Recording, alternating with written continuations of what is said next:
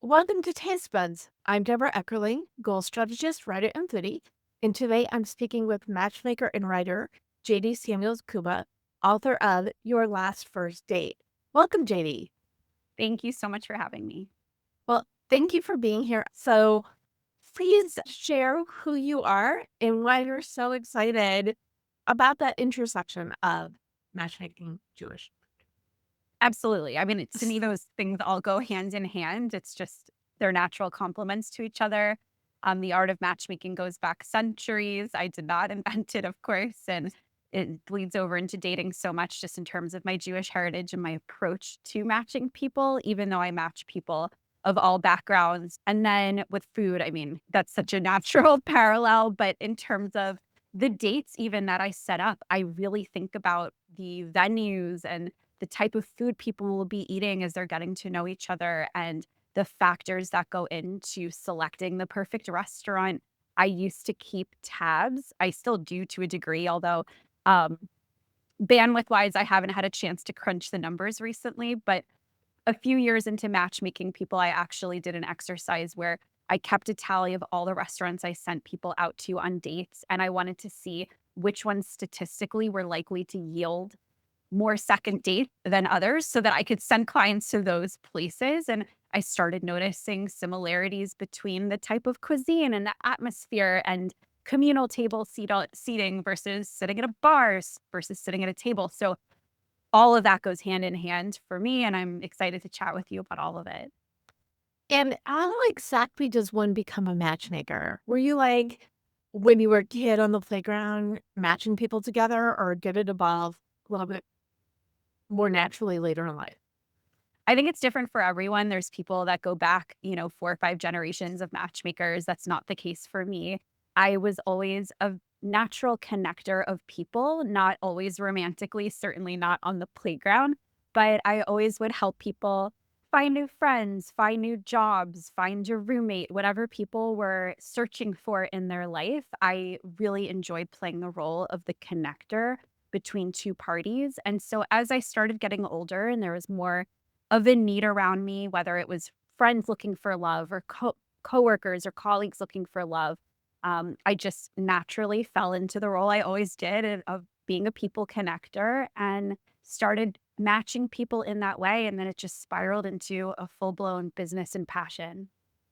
And now you have the book. So, what is the book and how did that come about? Yeah, so it's called Your Last First Date Secrets from a Hollywood Matchmaker.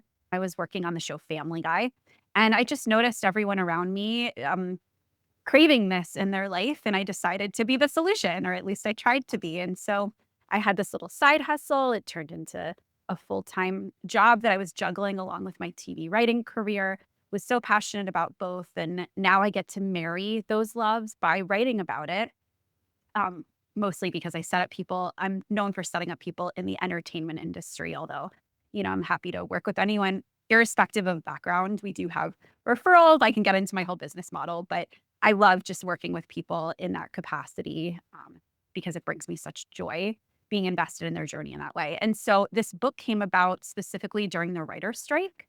I was really looking for a creative outlet and couldn't write TV at the time and started writing a book proposal. And originally, it was very prescriptive. It was just a straightforward, people in Hollywood suffer the same way you do with their dating lives. Here's how I help them, and this guide will help you as well. And so I wanted it to be relatable and exciting and approachable and have vignettes about people in the industry while still holding back names, of course, to protect confidentiality. Across the board, the response I got from publishers was that, and I did get a book agent during this process, so I guess I shouldn't gloss over that step. But once I got a book agent, they helped me shape the proposal, and the reaction I got across the board was, "We love your writing. Nobody knows who you are." So in the self-help space is very crowded, and if you're single and you are looking for the answers in your dating life, how to make great adjustments, you might gravitate if you're gonna buy 1 or 2 books a year on the subject, chances are it's someone that you've heard of with a massive social media following, right? So they I got mostly passes, but Avid Reader Press over at Simon& and Schuster, the editor at the time, both Juliana Haubner and the head of Avid, Jofi Ferrari Adler, both saw something in my voice and also recognized there was a way to shape it that could address that need. And so they said, we love your voice, same as the others. No one knows who you are. Would you consider a more narrative approach? And so I had never thought about writing anything that was memoir style. I am used to being behind the scenes. I write TV and other people say my word. I'm not usually the on camera gal. And so it was something that I really had to think about, but wanting to tell, wanting to touch as many lives as possible, it ended up being a no brainer. Just, okay, so I am having interest from this major publisher. Like, there's something to what they're saying. I should, search my soul and see, like, is there a narrative approach I could take? And as I started reshaping the proposal, I realized I was way more excited about this version. Once I started allowing myself to be vulnerable and insert my own journey into the story. My husband is a client, former client, that I matched 5 times before he and I went out, and now we're married with a beautiful girl. And so, it became something that grew into, a product that I was even more excited about, and it really spoke to my strengths as a natural storyteller anyway. And so I'm really glad that they had the insight to make that suggestion and saw something in my voice that they wanted to take a chance on. I love that for so many reasons, including the fact that my business is actually as the book proposal expert. So I work with thought leaders, experts, getting their voice out. And you just gave like the perfect example of why book proposals exist. This is your idea, but you're selling yourself as much as you're selling your idea. And I love that they came back at you with, we love this. Let's look at it this way. And that's the book that came out. Do you have a favorite story, not including your husband? Oh gosh, I have to choose between my clients? I can't do that. Um, I can tell you just briefly what the highlights are and what resonates with me for the 3 main characters that I highlight in the book. I can't choose between my darlings. I understand. So the youngest character in the book represents the type of client I set up in their 20s, but she's somebody who has the common struggle of just constantly going after the wrong person. And so my journey with her is all about helping her break that toxic cycle and getting her to reshape her mindset. And she reminds me of people like my best friend. And so I really gravitate toward her story. There's a bit of me in there as well, just in terms of what I was like when I was single. There's also someone else, another character in the book who is closer to what my age is now. I'm entering my 40s. She is reaching that age that a lot of my peers and clients are at, where they're faced with the real dilemma of wanting to have children, but not knowing if it's going to be a possibility for them, while also want to prioritize finding their person. And are they going to make compromises there? Is that a necessary part of the journey to achieve that goal, or is it not? So I work with her she has a very rigid mindset on what that person's going to be like. And I try to get her to expand what she's open to, not because I want her to compromise the integrity of her search, but because I think that rigidity is holding her back from connecting with the right person. And then there is an older gentleman, I'll call him in the story, who is he's seemingly very superficial. He's looking for someone significantly younger and is constantly giving me feedback about women based on their physical attributes. But as we work together and dig deeper, I realize there's a lot more to that story and where he's coming from.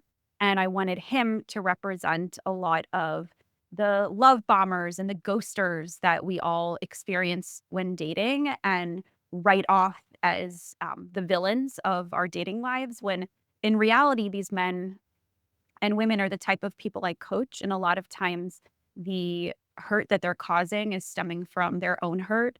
Sometimes they're bigger, hopeless romantics than we are. And it's just their actions are a bit misguided. So I wanted to kind of explain the other side, so to speak. So there's also stories that range from the comedic to the heartbreaking, just being along for the ride with these men and women. And I tell very small stories about other characters that populate my life and my world. What is it that you hope people get from reading these stories? When someone finishes reading the book, so if they're single, I want them to feel, even though I take a narrative approach, I do want them to walk away feeling like we just had 10 one-on-one coaching sessions together. Um, I cover the gamut through the lens of you're in the room with me and the characters for these coaching sessions that I'm having with them to get them from point A to point B, which is not a straightforward journey. And I want you to feel like you're in the room with us and learning vicariously through them so that maybe you could avoid some of the same mistakes and have success on your own, whether it's through, I think people could read the book and improve their flirting game, up their confidence, get out of their head or get out of work mode on a date or break a nervous dating habit just from reading this book instead of having to spend hundreds or thousands of dollars to invest in one-on-one coaching. If someone isn't single, I hope that they read this book and it reminds them of when they were, and they either look back on it fondly or nostalgically or like, oh, thank God I'm not there anymore. It's been a range of reactions, but so far, what's moved me the most is it seems to be touching people, whether they're in their 20s or their 80s or they're married or single. And it's, that was kind of my goal when I wrote it. And so that's something that I've been really happy about so far. Oh, that's awesome. So let's go back to this other thing. Did you determine what type of restaurant is most successful in getting someone to a second date? I think spaces that have good airflow, outdoor settings, if the weather is appropriate, really contribute to how comfortable or not someone feels. Where somebody sits in a restaurant, I'm not a fan of sitting at a bar. I think too many people are self conscious about who's overhearing conversation, but you also don't want somewhere that's empty or feeling too intimate just because for a first time meet, it can be a little bit overwhelming and it can also be awkward. And so you want the right balance in terms of space and volume of the music and what that's like. And even so, talking about the food, um, I talk about in the book different types of nervous daters and the personas that they take on when how their nerves manifest. So I might be a certain way talking to you all or with my friends, but then when I was single on a date, I would be very stiff and I would be formal and sip my drink with my pinky up and not want to eat my spaghetti and get marinara all over my face. And so I like to raise the awareness about what types of food you can order that can help people feel more comfortable or break a nervous dating habit. So, for example, someone very talkative may want to go the route of booking their date at a tapas restaurant because there will be natural breaks in conversation.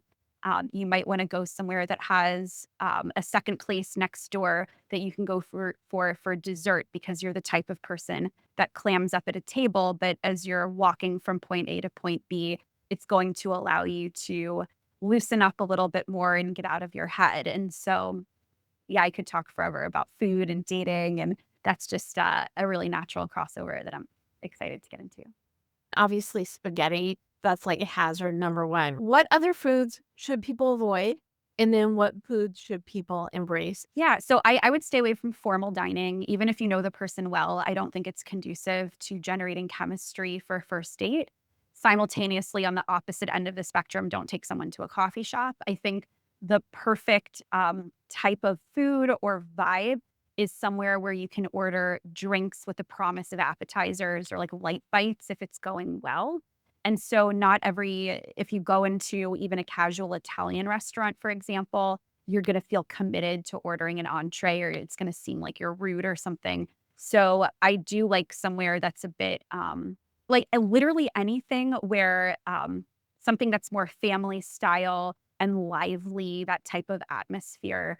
Got But it. love the food. Okay, so I think we can really boil it down to activities are great or places to walk around. Mhm. Excellent.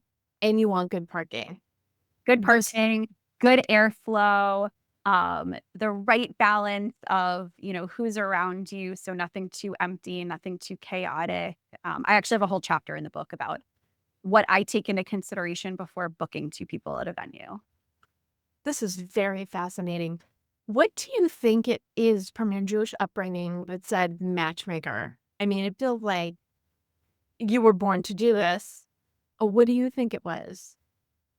I think that with matchmaking specifically, I mean, in Judaism, it goes back centuries. And so maybe there is something actually in my blood that I don't even, know about. I think it's in all of our bloods. Like, who is a Jewish person that isn't a yenta of some kind, right? Whether you're matching friends or people in your family, it's just in our nature.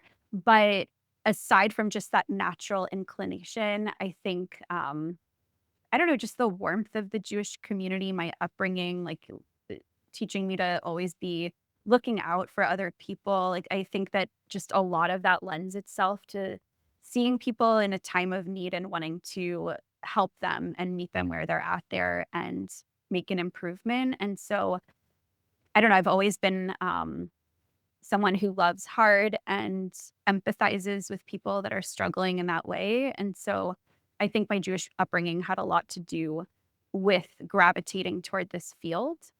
I do wanted to talk about food and cooking because we are in Taste Buds with Deb. Do you cook? Do you love to cook? Is there a recipe you love that you want to share? Tell me. Yeah, for sure. I love to cook. I mean, my favorite recipe of all time, I almost never have time for, but it's probably the one I'd be most excited to talk to you about. I could do a whole conversation with you about my go-to taco pasta. But my bubby's Jamaican beef patties is probably the one I would light up the most talking about. It's just extraordinarily time consuming. But I'm an eighth Jamaican on my mom's side, my mother's mother, and they're all Jewish. They call themselves Jewmaicans. And so, I just grew up on her beef patties amongst other Jamaican recipes, and nothing feels more like home to me than when I just, like, get a whiff of one, walking by, like, a Jamaican restaurant if I'm fortunate enough to have homemade ones or have the time to make it myself. What a testimony for a food that you love. And if you go to jewishjournal.com/podcast, you will get the recipe and read the article that goes with the episode. What final food for thought do you have in terms of dating or people who want to put themselves out there as it is related to food and cooking and eating? Ooh, okay. Um, I mean, okay, so this is a controversial final thought. I would say I'm a huge fan of everyone feeling their most confident on a date. If that means wearing something that you think isn't flattering, but you feel good in it, I want you to do that because I think that that's going to be more, that has a greater chance of winning someone over than even just like that little black dress that makes you feel uncomfortable. It's the same with food. I say you wanna order something on a date, even if it's the spaghetti that's gonna get marinara all over your face, I want you to order it. I think that food is such a great way for people to bond on a date, and, if it's gonna make you feel good and happy, and it's gonna be a good conversation starter for the 2 of you, order that thing that I tell you not to do in the book. It's at the end of the day, confidence trumps everything, and so any dating advice you get, um that should be what sticks with you the most is do the thing that makes you feel good, and the same applies to eating. I love that. Thank you so much, JD. Where can people learn more about you and your book? Definitely. So my website for my company where I do matchmaking and date coaching is L for my business partner, Lauren, J for myself, JD, ljmatchmaking.com. On social media, I'm at Match Made in Hollywood across the board. My husband, former client, and I have our own podcast called Match Made in Hollywood, where you could find on Apple and Spotify. And my book, Your Last First Date: Secrets from a Hollywood Matchmaker, you can buy anywhere where you typically buy your books. Fantastic. Well, thank you so much, JD, for this wonderful conversation. Thank you for tuning in to Taste Buds with Deb. Don't miss an episode. You can subscribe on YouTube, iTunes, and/or your favorite podcast platform. And if you go to jewishjournal.com/podcast, you can get the recipes and read the articles that go with each episode. And you can learn more at tastebudswithdeb.com. Until next time, whether you're dating your mate or going out on new dating adventures, enjoy yourself, be comfortable, and bon appetit.